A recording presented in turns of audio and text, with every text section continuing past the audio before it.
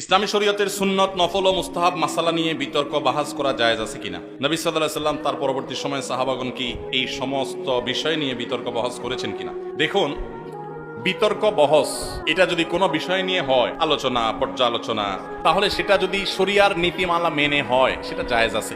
সাহাবীদের ভিতরে বিভিন্ন বিষয় নিয়ে কথোপকথন হয়েছে, যুক্তি তর্ক পরস্পরের মধ্যে দেয়াদেয়ি হয়েছে, অনেক ঘটনা এরকম ঘটেছে। একজন একটাকে বলেছেন, তার সপক্ষে তিনি যুক্তি দিয়েছেন, আরেকজন তার সপক্ষে তিনি দলিল প্রমাণ হাজির করেছেন। এটাকে আপনি বিতর্ক বলেন আর বাহাস বলেন, যে নামই বলেন, এগুলো সাহাবীদের মধ্যে ছিল। কিন্তু আজকাল বিতর্ক বাহাসের নামে যেগুলো হয়, এইরকম ফরম্যাট সাহাবীদের মধ্যে ছিল বলে আমার জানা নেই।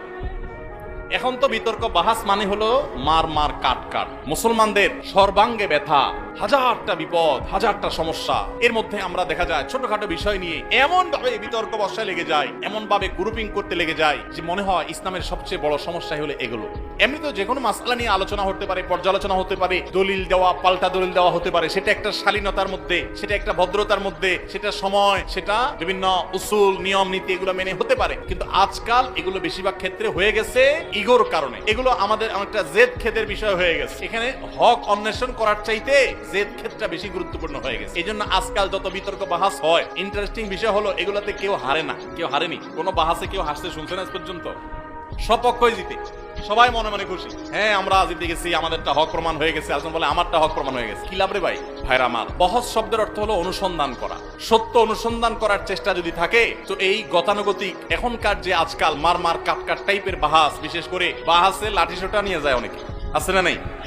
আহারে মুসলমান, এই টাইপের বাহাস সাহাবীরা তো পরের কথা, ইসলামের সোনালী যুগের কখনো কোনো কালে কেউ ছিল বলে বলতে পারবে না। কেন করছি আমি? উদ্দেশ্য কি? আমার মধ্যে ইগোটাই কাজ করছে কিনা, জেদটাই কাজ করছে কিনা, ক্ষেতটাই কাজ করছে কিনা, এটা আমার অ্যাটিটিউড থেকে অনেক সময় প্রকাশ পাবে। ভাইরা আমার, বিশেষ করে সোশ্যাল মিডিয়ার উন্মুক্ত প্ল্যাটফর্মে যেখানে ইসলামের শত্রুরাও আছে, সেখানে তাদের কাছে হাসির পাত্র হওয়ার মতো অনেক কাজ আমরা করছি। এই হুজুরদের বাহাস বিতর্ক নিয়ে প্রশ্ন করছেন, সেটা তো অনেক পরের ব্যাপার। আপনারা অনেকে, অর্থাৎ অনেক সাধারণ ভাই বোন যারা আছেন, গতানুগতিক আলেম না, মাদ্রাসা পড়েন নাই, আপনারা অনেকে দেখা যায় মাশাআল্লাহ সকাল বিকাল ফেসবুকে আপনারা জিহাদ করেন, আছে না? নেই?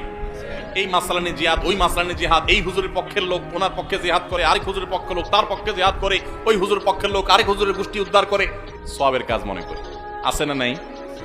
ভাইরা আমার, ডক্টর খন্দকার আব্দুল্লাহ জাহাঙ্গীর রহমতুল্লাহ একটা কথা বলতেন। স্যার বলতেন, দেখেন, আমরা হুজুরা গন্ডগোল করবো, এটা আমাদের ব্যাপার। আপনারা সাধারণ মানুষ কি দুঃখে এখানে ঢুকে নিজের ইমান আমল নষ্ট করতে আসেন? কেন কেন আপনি কোন হুজুরের পক্ষ নিয়ে এসে আরেক হুজুরের গালি দিয়ে নিজের ইমান আমল নষ্ট করতে আসেন? কে শিখেছে আপনাকে ইসলাম? যেই হুজুরের ভক্তি আপনাকে আরেক হুজুরকে গালি দিতে শিখিয়েছে ফেসবুকে, সেই হুজুর আপনার প্রকৃত ইসলামের শিক্ষক হতে পারে না। যদি আপনি কারোর অনুসারী হওয়ার পর অন্যদের ব্যাপারে আপনার ভিতরে হিংসাত্মক মনোভাব আসে, শত্রুতাপূর্ণ মনোভাব আসে, বা তাদের গোষ্ঠী উদ্ধার করাটাকেই একমাত্র ইসলামের কাজ মনে করেন, সারাদিন রাত এগুলোই শুধু করতে থাকেন, তাহলে বুঝতে হবে আপনার ইসলামের শিক্ষক পরিবর্তন করতে হবে। ভাইরা আমার, শত শত আগুন ইসলামের উপরে লেগে গেছে আজ, আর আমরা ব্যক্তিগত বিষয়গুলো নিয়ে আমরা একের বিরুদ্ধে অন্য কারা ছড়াছড়ি করছি।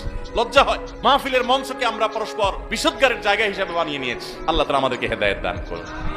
আপনারা সাধারণ মানুষ অন্তত আল্লাহর হস্তে এই সমস্ত কাদা ছড়াছড়ি, পাল্টা পাল্টি কাজকর্মে নিজেদেরকে নিয়োজিত করবেন না। আপনার কাছে যেটা সঠিক মনে হয় আপনি সেটা আমল করেন। আল্লাহর কাছে দোয়া করেন, আল্লাহুম্মা আরিনাল হাক্কা হাক্কাও ওয়ারযুকনা ইত্তিবাআ ওয়া আরিনাল বাতিলা বাতিলাও ওয়ারযুকনা জিতনাবা। আল্লাহ, আপনার কাছে যেটা সত্য সেটা যেন আমার কাছে সত্য হিসেবে উদ্ভাসিত হয়ে যায়, উন্মোচিত হয়ে যায়। আমি যেন সত্যটা বুঝতে পারি, আল্লাহ আমাকে হেদায়েত দান করেন। ইহদিনাস সিরাতাল মুস্তাকিম। আল্লাহর কাছে বিশেষ দোয়া করেন, চোখের পানি ফেলেন।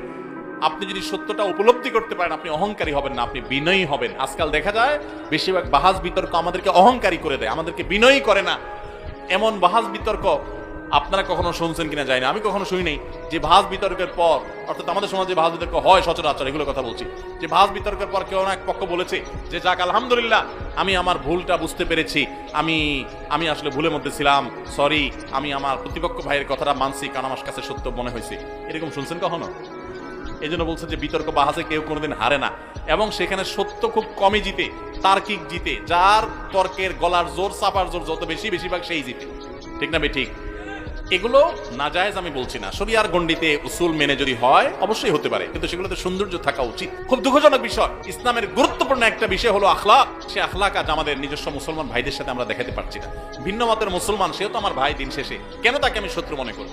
আল্লাহ আমাদের সবাইকে উদারপন্থী মুসলমান হওয়ার তৌফিক দান করুন, ধৈর্যশীল সহনশীল মুসলমান হওয়ার তৌফিক দান করুন, আখলাকওয়ালা মুসলমান হওয়ার তৌফিক দান করুন।